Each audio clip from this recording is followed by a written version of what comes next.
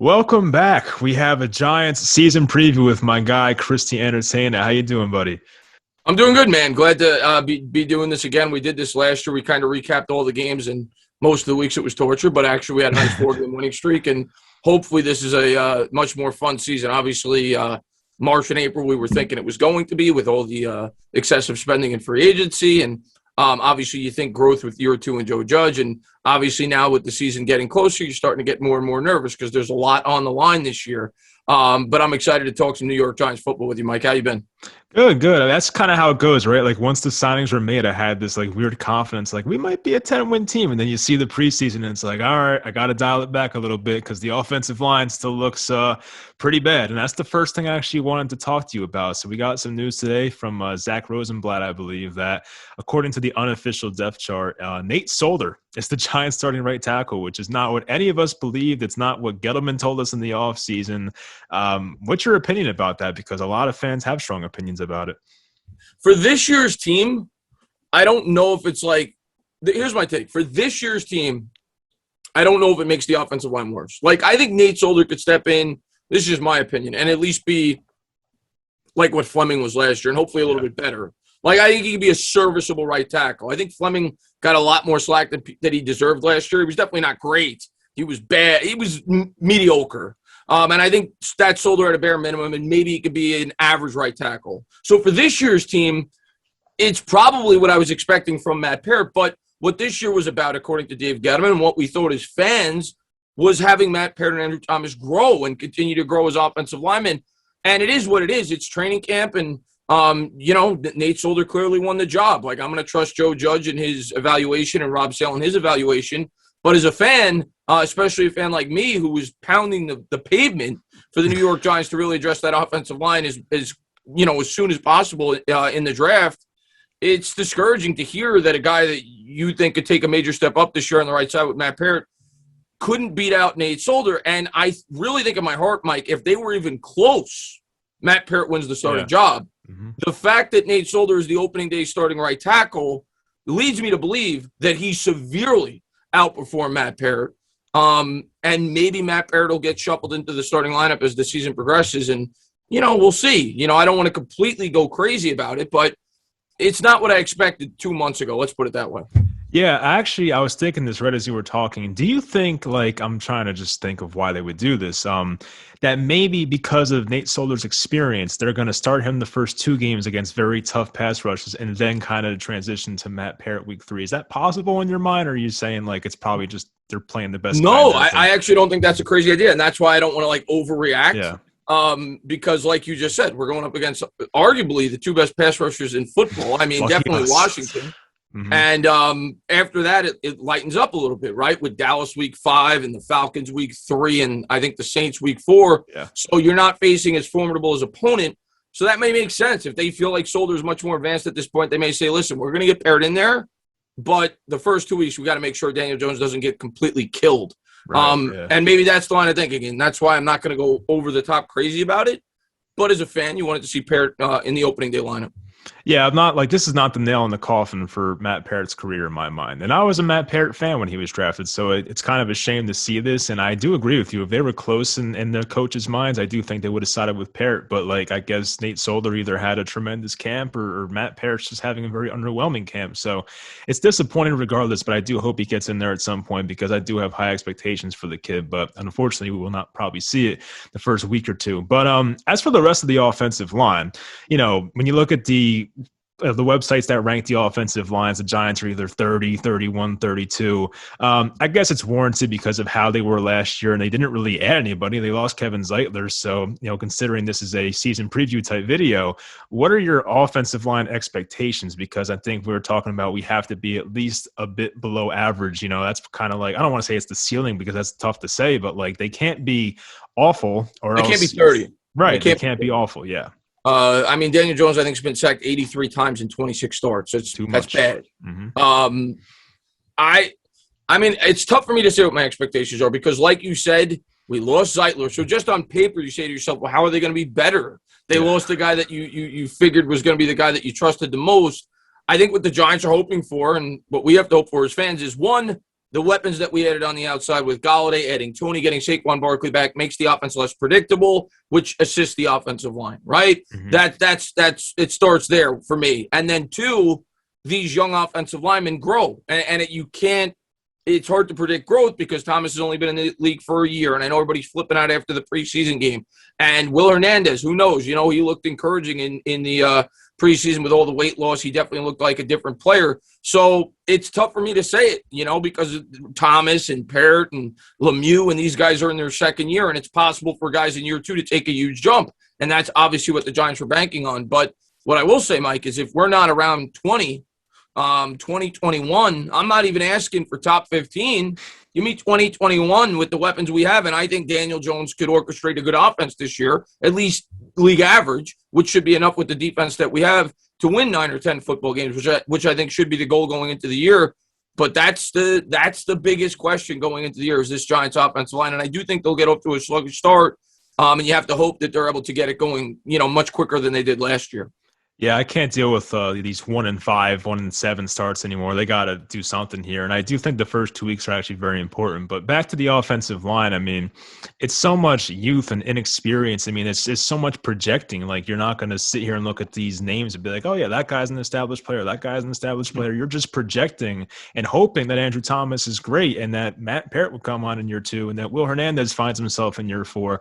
And I do have some confidence in Will Hernandez. I like Nick Gates, but even like some of the moves they've made the past week or two, just like adding anyone they can find off the street really via trade or something, just to add these guys, Bredesen and Billy Price, it like kind of just makes you feel like they're not even confident about the group they have right now. And I do respect the Giants for at least, like, as I've said, throwing crap at the wall and seeing what sticks here. But at the same time, it's like, I wish we had a better offensive line, obviously, but I do agree. I'm not expecting a top 15, top 10 unit. I have to be realistic with myself here. If all the young guys take massive strides and it happens, fantastic. But at the same time, we have to at least hope it's not 30, 31, 32 ranked in the NFL. But I've said this before. All the Giants have to have, Chris, is an average offense. We know what our defense is. It's pretty damn good.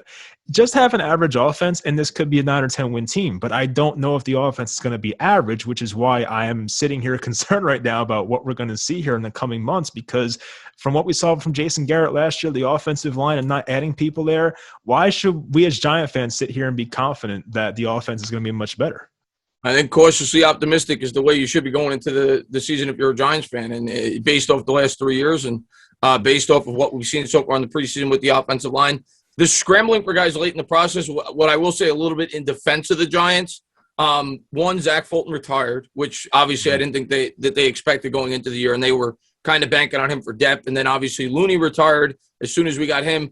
And at that point, at least on my channel, my thought process was I would wait until the end of all the cuts, because then you're going to get better opportunities. If you did it right then and there, you're going to have guys that were, the first guys that are cut off the teams when they cut down to 85 and 80. So I always thought after those guys retired, they were going to wait until the end to try to pick guys up like Skura and make the trade that they did for Billy Price. So I see that line of thinking, but like I said earlier, I would have addressed it in the draft. Yeah, I mean, they released the unofficial depth chart today. That's kind of why we got the Solar news. But they also have Shane Lemieux slated at left guard. Was that surprising to you? Because he hasn't really played much with I think it was partially torn patella or something like that. It didn't sound good, whatever it was. So I guess they have him slated as a starter right now. Did that surprise you at all? Or did you expect like Ben Bredesen, or was it too early to get him involved? Yeah, that's a great question. I think if Lemieux can play, he's going to play, at least week 1. But I'm going to tell you right now, I don't think that he's going to be out there all year. And I think that's why the New York Giants were scrambling for depth offensive linemen. I think they see the writing on the wall, and there's a very high probability that Lemieux's not going to make it through the year. And even if Lemieux was completely healthy, I think they would have been best suited to get quality depth behind him based off the way he was in pass protection last year. He was the worst graded offensive lineman in football at his position in terms of pass protection. He was good, obviously, in the run blocking department, and I think him and Thomas seem to work better together. But I think that depth was absolutely necessary. I'm not too surprised, but he may not start. I think he has to be close to 100% for the New York Giants to give him the start. As far as Bredesen going or Price going or Skura going, the way I look at it is these guys have only been here for like 10 days. So if Lemieux can play, I think that's our best option, at least to start the year. Yeah, he probably knows what's going on the most out of all those guys. I do agree. I mean, I don't know how much of these guys you've watched. I know that NFL Game Pass doesn't have coaches film these days and whatnot, but is there any one of the three that you like out of Skura, Bredesen, and Price? Like, do you have a preference for any of them? I mean, the way I look at Bredesen and Price, I thought it was a good blend of guys that they brought in. Skur, of course, has the connection to Daniel Jones. They played together at Duke. Hmm. He's been a starting offensive. He actually has more starts, I think, than anybody on our offensive line outside of Nate Solder. Got Probably. 51 career starts. And so he's experienced and at least he's been a serviceable center. I think in 2019 he was actually pretty good, and then he had an injury in 2020. So they kind of got a veteran, and then they got two guys with upside. Billy Price, of course, a former first-round pick. He's been incredibly underwhelming. He's been really bad in the NFL, but maybe the New York Giants look at it, they say, oh, let's take a flyer on this guy. He's got upside. Maybe we could coach him up. And then obviously the same thing with Bredesen. Bredesen was more highly regarded than Shane Lemieux coming out of the draft just a year ago, and he was just kind of buried on the depth chart with Baltimore. So I actually really like the Bredesen pickup. I don't do film breakdowns of offensive linemen, but in terms of what I've read and what people have said about him, he seems like a guy that may be able to develop into a starting caliber interior offensive lineman for the Giants down the line, and if not, definitely a quality backup. Yeah, I mean, look, if it doesn't work out, it doesn't work out. They didn't give up the most assets for these guys. But yeah, I think Bredesen, there's some upside there, so I don't mind taking that shot, even Billy Price in a way, because with BJ Hill, yes, he was a quality player, but where was he going to play on this team? Like, not much at all. Even like Raymond Johnson came on in the preseason, so it's like you're not going to really have like, much room for BJ Hill to even be out there in the first place. But off the offensive line, now we're onto the weapons. Like, do you have concerns about the health of these guys, Saquon and Galladay with the hamstring, and Kadarius Toney with a bunch of issues in the preseason? Obviously, I mean, even Kyle Rudolph with his foot injury. Now Evan Ingram. Like, can these guys stay healthy? Majority of them for the Shepard, you entire didn't even season. mention, who's had injury concerns Yeah, in of the course. past. Yeah, yeah. Um, and Slayton, I think, even had minor injuries in Hmm. training camp. Yeah, I mean, I went into the year thinking the two biggest concerns for this team were the line and injuries, because a Yeah. lot of our players on our team. You think back to last year, Mike, we actually were lucky with the injury bug. I mean, Ingram's had a huge injury history. Obviously, outside of Saquon Barkley, which was horrible, Right. but Ingram stayed completely healthy. Shepard stayed completely healthy. We didn't have any real devastating injuries to the defense outside of Lorenzo Carter. McKinney got hurt, but Logan Ryan, Hmm. we got him before the year started to fill that vacancy. So we actually stayed somewhat healthy last year. Of course, Daniel Jones missed 2 games, but you look at the players we've brought in. Kadarius Toney, like you said, he missed 11 games last year. He's already had a hamstring issue before the year started.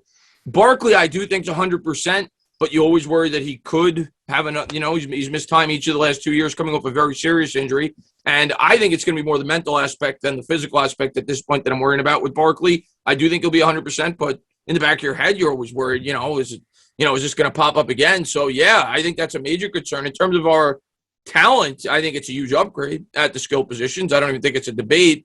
And when Barkley's out on the field, he makes us a completely different offense, but they have to stay healthy. Yeah, for sure. I mean, I think looking at last year, some of the guys we were trotting out, like, Dante Pettis was playing over half the snaps, and like Austin Mack and guys like that, guys that are okay as like your fifth wide receiver, but like you don't want them playing as starters basically. And the Giants kind of had to revert to that at some points last year. And yeah, as you said, there's no doubt whatsoever that this group of receivers is much talented than they had last year. It really just depends on the health. And, if you told me right now that they're all going to stay healthy, I would feel much better about the offense. I'll put it that way. But there's no guarantee because, as you say, I mean, Saquon, the way he's built, I mean, sometimes when guys are very muscular, it's just they're more prone for injury. I have no idea. It's the Giancarlo Stanton and Judge effect. I don't know why it works that way, but it does. But hopefully he's fine. And then like Kenny Galladay missed a ton of games last year. Rudolph's now in his early 30s and had the foot injury. So like there's a lot of concerns there. And you even mentioned Kadarius Toney. So, I think Shepard may have missed 4 games or so, but he was fine for most of the year, which is surprising. And that's definitely good for us. Concussions with him more than anything. Yeah, basically. And then Slayton kind of got banged up and his production fell off. So yeah, they need a healthy receiving core this year. Definitely. I mean, there's a lot of concerns with the offense, and we haven't even talked about Daniel Jones yet. I mean, there's fans that really do expect Daniel Jones to make the big leap and be in the top 10 conversation. And there's fans like myself that have to see more, of course. And I don't know what to think about this guy. So what are your expectations for DJ in year 3 here, a pivotal year 3 for him? I think I'm kind of in the middle. Like I'm not. I don't have top I'm not going into the year saying I'm expecting him to be a top 10 quarterback, but I am going into the year expecting him to have a jump. And I'm pretty confident in that. If the offensive line isn't a complete disaster, that I think he's going to be an improved quarterback this year. But the question is he going to be improved enough? I look at all the weapons he's provided with now, second year in the scheme, more familiarity.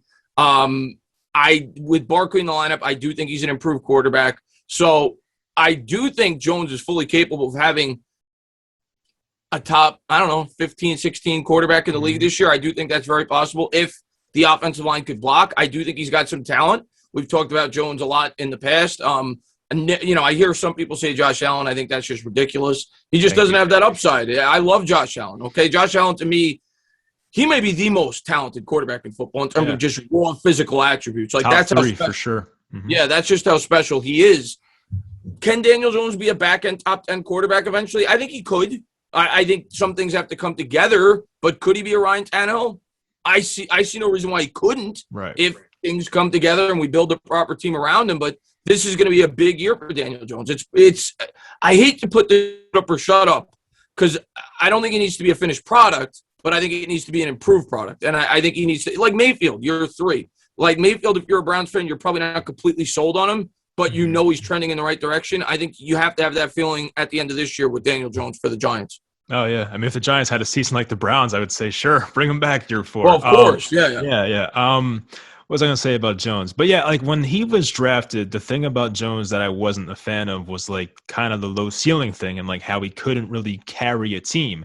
And when you surround Daniel Jones with an offensive line that's not that good right now and a play caller and Jason Garrett, who last year was probably bottom 5 in the league, hopefully he gets better, you're not giving Daniel Jones what he needs to succeed. I do think there is somewhere where Daniel Jones has a Derek Carr, Kirk Cousins type ceiling, but like we're not going to reach it with this type of environment. You know what I mean? Like he doesn't have the blocking he needs. He may not have the running game if the blocking doesn't hold up, and his play caller has been not that good so far. So, like, that's my concerns about him. If you plop Daniel Jones on the Kansas City Chiefs, yeah, sure, he can probably put up 28, 30 touchdowns and have a pretty nice season, but can he do it on the Giants? That's the thing, and that's really the main thing because he is a New York Giant. So, like, that's where I'm concerned personally. I didn't look at him as a guy that can carry your team, and there may be times based on the surrounding factors where he may have to carry the team. And somebody asked me a question like, what do you need to see from Daniel Jones to be sold to bring him back next year?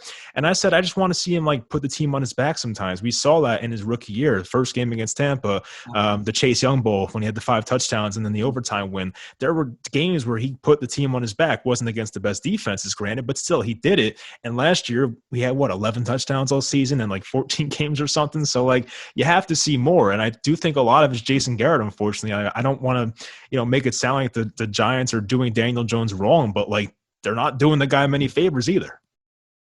Yeah, I mean, I think there's several factors. I don't think it's just Garrett. I think Garrett is definitely part of it. I think there's several factors. Yeah, Barkley going down definitely didn't help him.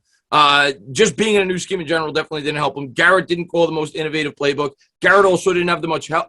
The offensive line doesn't help out Garrett. We know from his days with Dallas, you need to be able to block for Garrett to be able to use his offense the way that he wants to. And part of me is like, does Garrett really deserve the blame? Because at the end of the day, if you were smart enough, you should know, like, yes, Garrett has had success in the NFL before calling plays, but Garrett's scheme requires a good offensive line. Like, you need the quarterback to have time to run the Oriole scheme, to throw the ball down the field. So is it really Garrett's fault that he came to a situation, he was hired to go to a situation where they weren't really equipped to run his scheme? So part of me is like, does that fall on Judge and Gettleman? So, I don't, it's like I never like to point the blame on one person. I think there's several people that could take the blame. Mm-hmm.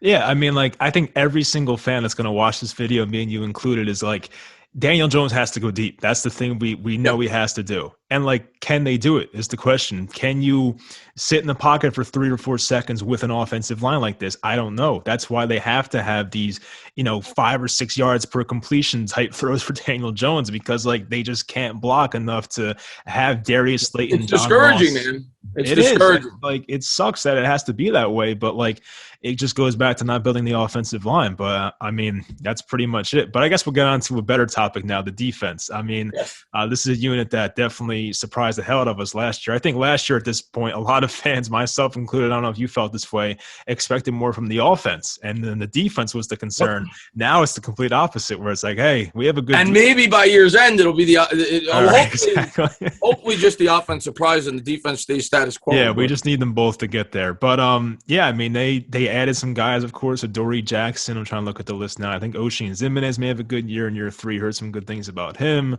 They re-signed Leonard Williams, of course. Danny Shelton, I think, is gonna have a nice year for this team. So where are you with this defense this year? Do you think they can replicate, maybe get a bit better? Or do they slightly regress? Where are you at with this defense? Yeah, I mean, I'm going in. I'm expecting at least for them to duplicate what they did last year. Now, is it possible they could regress? Sure. I mean, could James Bradberry take a step back from the year before? Sure. Like some, pessimistic fans, they may be viewing this. They may be like, well, how do you know Martinez and Bradberry are going to duplicate what they did last year? I don't. But I look at this defense, and it's much like the offense. You have more familiarity. It's year 2. You're more acclimated to the scheme. You think about Logan Ryan last year. He was here for like 2 weeks before the start of the season. And he was just thrown out there. You got McKinney now back completely healthy.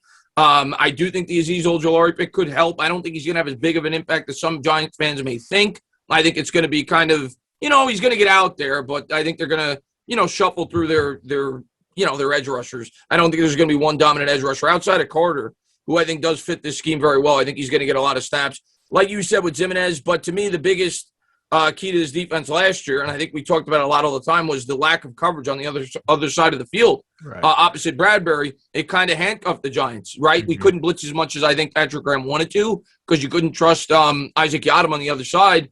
Now you bring in a guy that, at a bare minimum, I think is going to be an average corner. And obviously you're hoping he's going to be much better than that with what we paid him. But if you get solid cornerback play on the opposite side of Bradberry, like I think about the quarterbacks we're facing this year, Mike. We're facing Sam Darnold. We're facing Jameis Winston. We're facing Ryan Fitzpatrick twice. We're Jalen Hurts twice. Week 1, Teddy Bridgewater. So rookie quarterback with Chicago later in the year. So I think this defense could be top notch. As a matter of fact, one of my bold predictions this year before the year started was, and this is a little too bold. Sometimes when you make a bold prediction video, you try to go over the top. I get it. Yeah. But I said the Giants were going to lead the NFL in turnovers created this year because I think they're going to be ultra aggressive this year. I think they're facing quarterbacks that are prone to making picks. And if the Giants are even top 5 in that category, that's going to help out the offense tremendously. Oh, yeah, that'd be huge, especially if we can take care of the ball offensively. That'd be tremendous. But yeah, that's part of the reason I was such a big advocate for Adoree Jackson was because, in this NFL in 2021, if you have 2 like lockdown corners on the outside, it makes everyone so much better. And I know Adoree had the injury history, and so far, he's gotten off to a little bit of a rough start. He had a great camp, but the ankle injury, he should be okay for week 1, hopefully. But there is an injury concern when signing an Adoree Jackson for 3 years and near $40 million.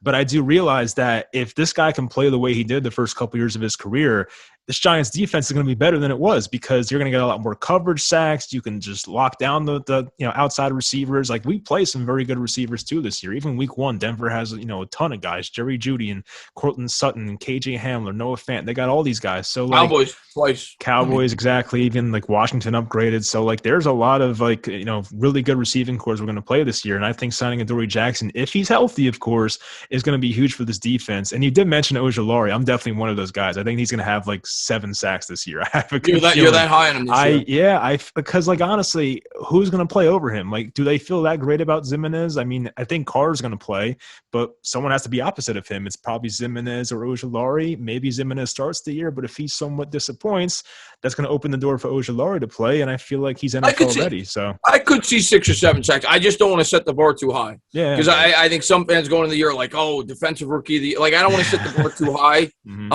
But I definitely think he's going to be an impact on this team and a big. I was all for drafting him. I didn't want to take him at 11, but I thought that he fit the scheme very well and was actually probably my favorite edge rusher in the draft in terms of a fit for what we're looking to do with this football team. So I was happy when we got him at 50. Yeah, for sure. I mean, I think they had I mean, some people make that claim of like, well, if they took Ojulari in the first and took Tony in the second, which I think is a dumb way to look at it. But yeah, I think the value for Ojulari was tremendous, and there was like that degenerative knee issue. Apparently, it was nothing, so I guess the Giants got a massive discount there, which is great news. But yeah, some of the other guys. I mean, Xavier McKinney. Like, do you expect a big, somewhat of a breakout? Because I do. I mean, he didn't show me much in the preseason. He didn't play much, but like, I still feel like he might have a big role on this defense.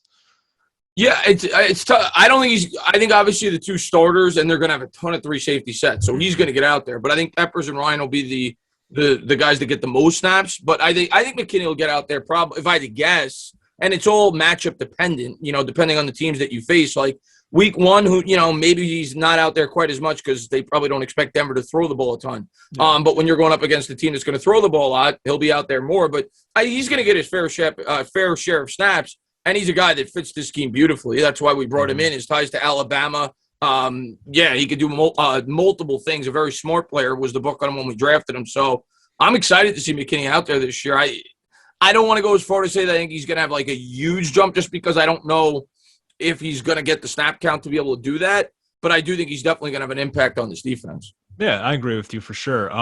So inside linebacker number 2, we know Martinez is the guy number 1, but you have a lot of options here. Tay Crowder, Carter Coughlin, Reggie Ragland.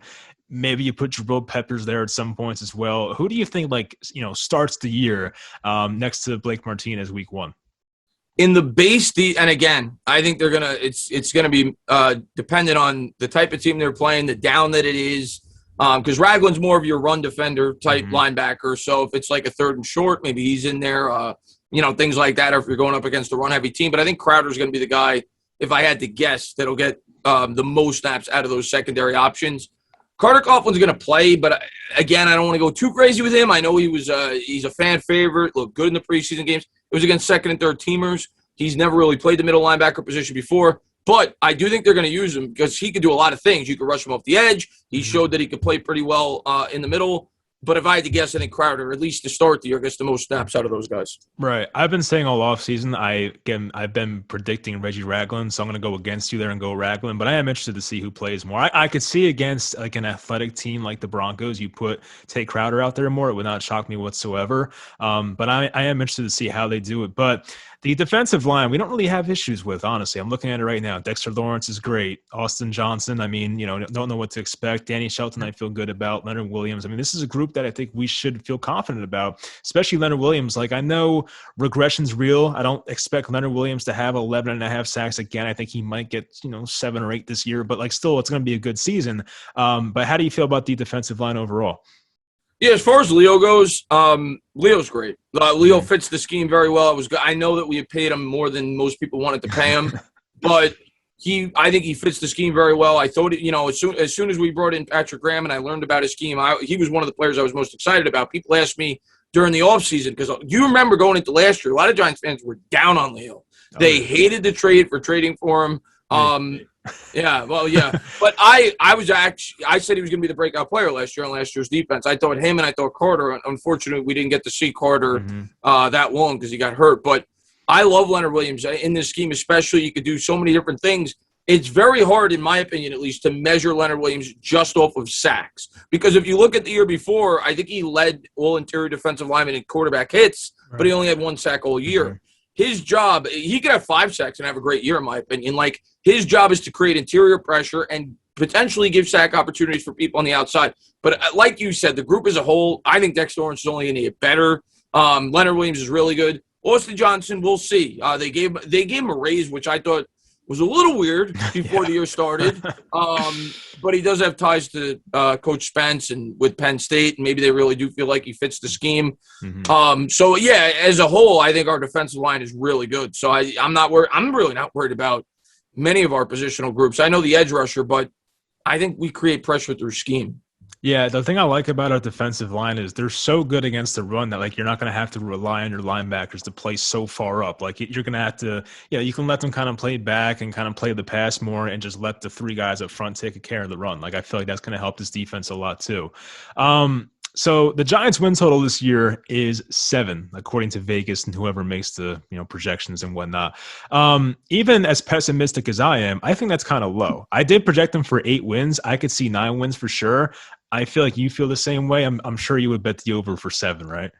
I've said 9 all along. After I did 10 my projection video, but I've always said 9. I even said in the projection video, I'm still going 9, but I somehow was able to eke out 10. Maybe I'm just being way too optimistic, but I think 9 is fair. Between 8 and 10, I think that's where my head is at. Mm-hmm. I think 9 wins Gettleman keeps his job, and we continue to push forward. 8, it's teetering on he won't. Anything less than 8, he's definitely gone, and I think at that point we're probably starting over. But I think, I feel pretty confident. And, of course, football is very hard to project. You don't know if there's going to be injuries. But if we stay relatively healthy, of course, there's going to be some injuries. I think 8 – I would say 7 wins is probably our floor just because our defense is so good. Mm-hmm. So, even if the offense is it has to be better than last year. I say the same thing about the Chicago Bears, unfortunately, for us. I think their defense is too good to be like a 4-win team. I tell people their offensive line stinks in Chicago too, but that defense is so good that they'll probably keep them at like 7 wins. 7 wins. Yeah. That's what I think our floor is, because I think our defense alone, because the offense is going to be better. It can't be worse. Like just Barkley getting back makes the offense better, and adding Galladay. And so even if the offense only upgrades from 31 to, say, 25, and the defense is top 10 and with potential to be better, I just don't see how we could win less than 6 or 7 games unless we have ridiculous injuries. So I'm going to go 9. I'm going to go 9. I think our ceiling, and when I say ceiling, I'm not expecting this. Yeah, but I think everything breaks right. Everything breaks right. Daniel Jones takes that leap with all the pieces around him. The offensive line clicks. Jones is a top 10 quarterback. I could see 12. Like, that is if everything broke right, which you never want to go into a year expecting. I think 6 or 7 is the floor, 12 is the ceiling, and I think 9 is kind of that sweet spot. Yeah, I think, I tweeted 8 to 10 a month ago, and I still kind of stick with that. I think 8 to 10 is very realistic when it comes to this team. 10 is a lot better. You're probably getting into the playoffs. 8, borderline, you might not make it, but I think that's a pretty realistic way to look about it. I do want to know why they have 7, though. Like, what do they see that even I don't see? Like, why they really think our offensive line is like that bad? I think it's Jones. I honestly think it's Jones. Yeah, because Jones outside of the Giants fan base for the most part. Like a laughing stock, basically. People think he's a joke. You'll find somebody that buys into him here and there, but for the most part, it's always like, oh, Danny fumbles, and all the jokes. So I think that has a lot to do with it. And I look at a team like the Chargers, for example, and Herbert's great. Mm-hmm. Theirs is like 10. Theirs is 10, and their team outside of the quarterback is not better than ours. Their defense is not good. Their offensive line was a trash can last year. They got better. So I think it's better. Yeah, because they got Slater. But I think the main reason why it's only 7 is Jones. If Jones didn't regress last year and he had a slight regression, I think it would be more like 8.5 or 9. But I think because of Jones and how doubtful. And the offensive line obviously plays into that as well, but that would be my guess as to why it's 7. Yeah, I can agree with that for sure. I do disagree about the Chargers defense. I think they're a good unit, and they're new coach now. He was just from the I shouldn't say defense. I just don't think it's like an elite defense. But there's a question like Joey Bosa's hurt sometimes and things like that. Derwin James hasn't played in 2 years. There's questions. They have to stay healthy too. Like everything kind of has to break right, but they do have talent. I can't not say that. Yeah, no, I agree with that. But I thought there went, and I actually am projecting the Chargers to win 10 games this year. So I would bet the over at 9.5. I was actually looking at the over-unders, Mike, and there was a couple I loved. I loved Green Bay over 10. Right. I think it should be way over. I think 11 or 12 at least. You got to give Rodgers his respect, and they play in a soft division. Houston under 4 for me is a slam dunk. I don't see how they're winning more than 3 games. That sucks. And there was a couple of others that I really liked. I can't remember off the top of my head, but those were the 2 that I was a big fan. Oh, Atlanta under 7.5. I'm not a fan of Atlanta this year. I like them under 7.5 also. Those are my three that I like the most. I do want to see what Arthur Smith brings to that team offensively. We do play them week 3, so we'll find out pretty soon. And, I'm kind of excited to see what Kyle Pitts is and how we can guard that guy. But that should be another, that should be interesting when that comes up. But anyway, do you want to talk about week 1? Because I'm assuming we're not going to talk before then, and the game's Sunday already. So let's talk about it real quick. I mean, let's dive into it. I think the Giants are underdogs, right? By 3 2.5. points? 2.5. So, all right. So slightly underdogs here. I don't know what to think. I've said this in a previous video. I flip-flop almost every day about this, and just recently I went with Denver because of the Teddy Bridgewater thing and like our offensive line issues against their defensive line. I have my concerns, but this is a very winnable game in my opinion. It's not like we're playing the Chiefs or something. I think it's a coin flip game. I think it could go either way. You got to respect Denver's defense. I mean, the Fangio's defense, and I've been doing research because I'm going to do a preview video, and I don't remember all the stats I have, that I've compiled, but a couple things that really stood out to me. Obviously, a lot of upgrades in the secondary. They've brought in two new corners, and they drafted Surtain. Obviously, you get Von Miller back. The last 2 years, this Denver defense has been first in red zone defense, 2 years in a row. It's the only time in the history of the NFL since they've been tracking red zone stats that the defense has been number 1 2 years in a row in that stat. That's amazing. That's ridiculous. Going into this game, and their defense only got better by adding guys like Kyle Fuller, getting Von Miller back. So it is going to be tough to score on this team. Any Giant fan that thinks otherwise is kidding themselves. Golladay has no chemistry yet with Jones. Barkley's probably not going to get more than 10 touches. So I think the Giants are going to have to get creative on offense. I even hinted at it today on Twitter. I was like, don't be surprised. The last time the Giants played a Fangio defense. I like that, yeah. Odell threw the 49-yard touchdown. Shepard, yeah. Don't be surprised if the Giants try something like that because they're going to have to get creative to try to create a big touchdown opportunity, probably outside of the red zone. I think that's where you have to attack. But this game for me, it's going to come down to ball control. I know Giants fans hate hearing this because it's boring. But they're going to have to play the way they did in the second half last year. They're going to have to run the ball as much as they can. Obviously, you have to be smart with your play selection. I'm not telling you to always run on first down, but they have to run the ball. They have to control the clock. They have to convert on third down. They have to chew up the clock. And sometimes you got to be smart. You got to settle for the 3 because it is going to be tough to put points on the board against this team. And we cannot turn the football over. We have to play smart with the football. If Jones gets out of this game with 160 yards passing, 1 touchdown, no picks, and we run the ball and we win the time of possession, I'll sign up for that right now. Yeah, I'll take that too.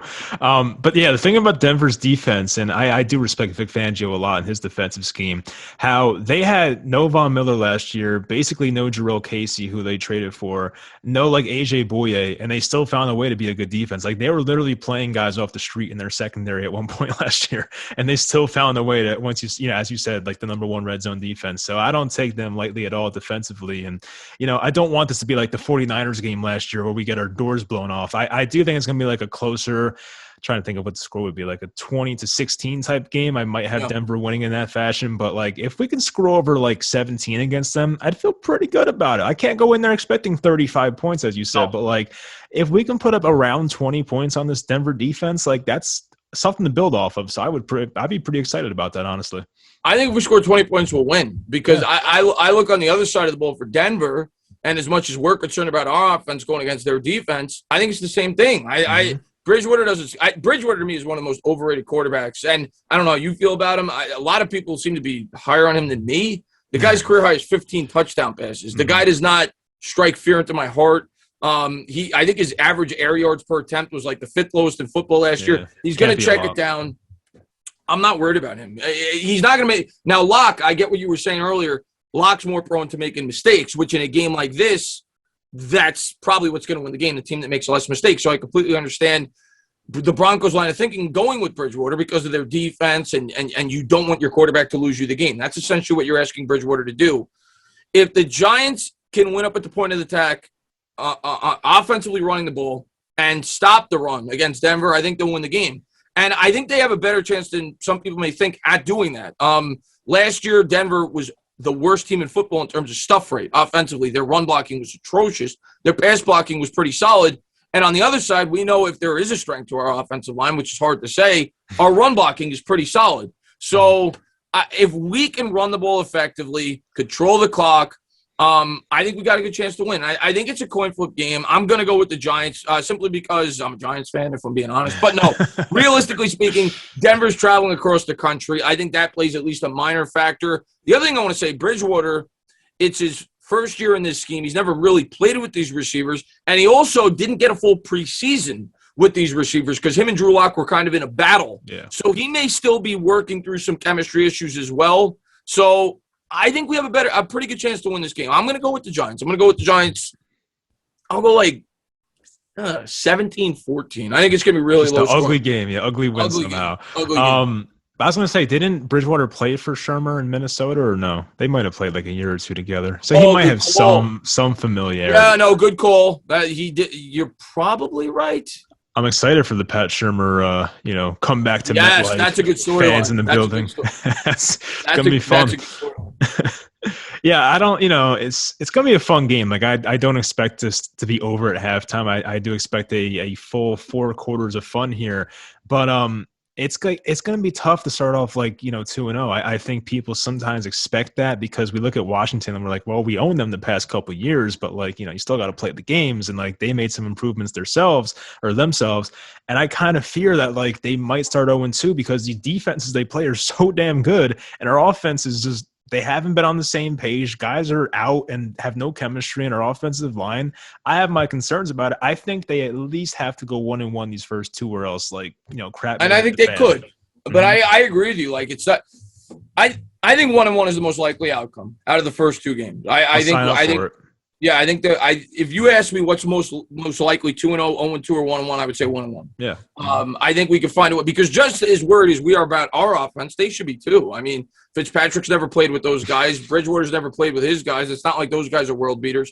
It's going to come down to the defenses. The second game, and we'll talk more about that next week, but the biggest concerns I have there is short rest, Thursday Night Football. The home team usually has an even bigger advantage than on a Sunday. Yeah. We do own Washington historically, but that pass rush going up against our offensive line, I mean, we got to play it real safe. We got to have a lot of 2 tight end sets, much like we're going to have this week with Rudolph helping, chipping in and blocking. So we'll see what happens, man. I'm going to go in cautiously optimistic, and I'm going to hope for a 1-1 start because if we could get to a 1-1 start, I do think we could beat Atlanta. Yeah. And then maybe you're starting to build I think we will beat Atlanta. And then you're starting to build a little bit of confidence. You're 2-1. You're playing New Orleans without Michael Thomas. It's not at the Superdome.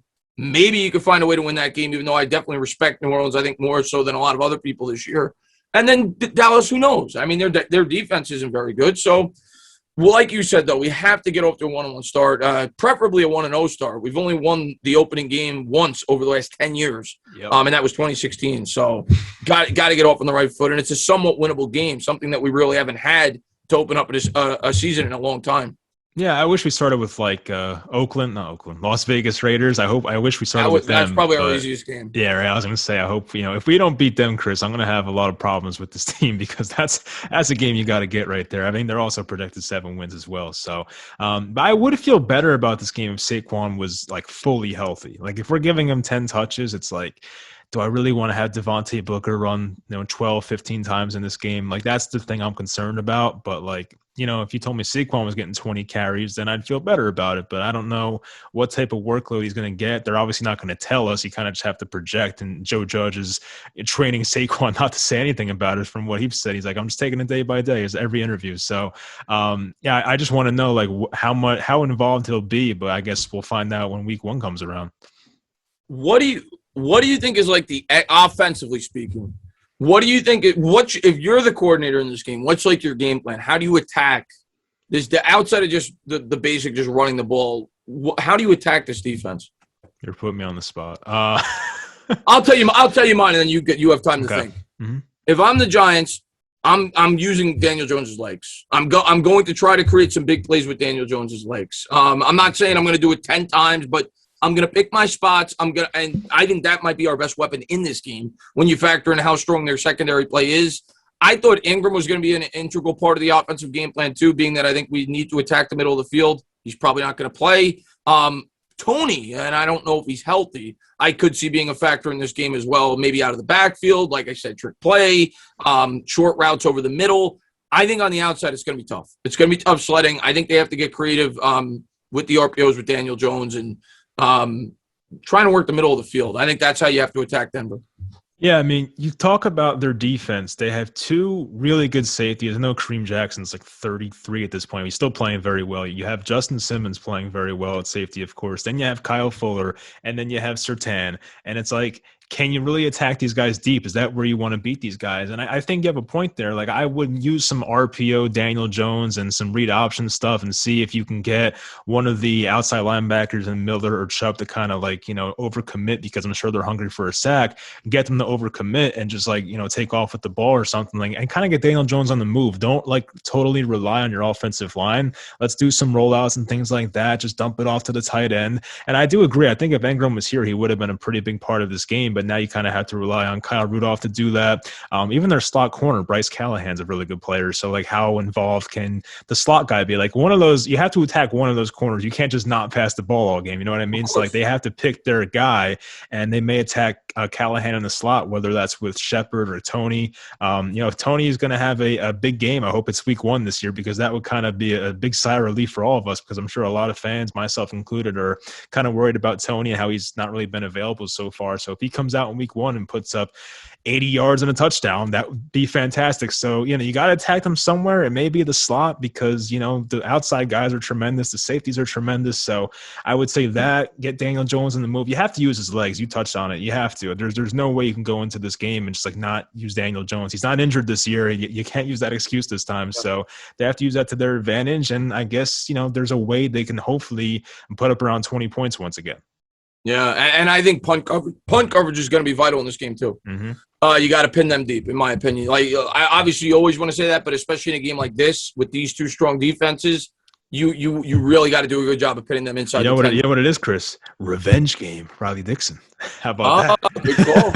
and Shermer versus the Giants. We got Shermer. We got Riley Dixon. Yeah, we got some connections here. But yeah, it should be a fun game. I'm excited to talk to you about it after it's over. But I've probably had you long enough, man. I appreciate you coming on, and hopefully I'll talk to you weekly once again. I hope everyone enjoyed. And Chris, I'll let you sign off for this. No, Mike, man, thank you so much, man. Looking forward to recapping a Giants win after week 1 with you coming on the channel. We'll talk about game 2 after we're off to a 1-0 start. That's going to be a quick turnover, actually, because they played Thursday. So we'll have to figure out the day, Tuesday or Wednesday or whatever, when we could do that. And maybe it'll be live or pre-record, whatever's easier, pre-recorded maybe, I don't know. But excited, nevertheless, to be talking Giants football with you, man. I appreciate you having me on your channel. For sure. You're one of the best, man, anytime. So hopefully you guys enjoyed, and I'll talk to you next time.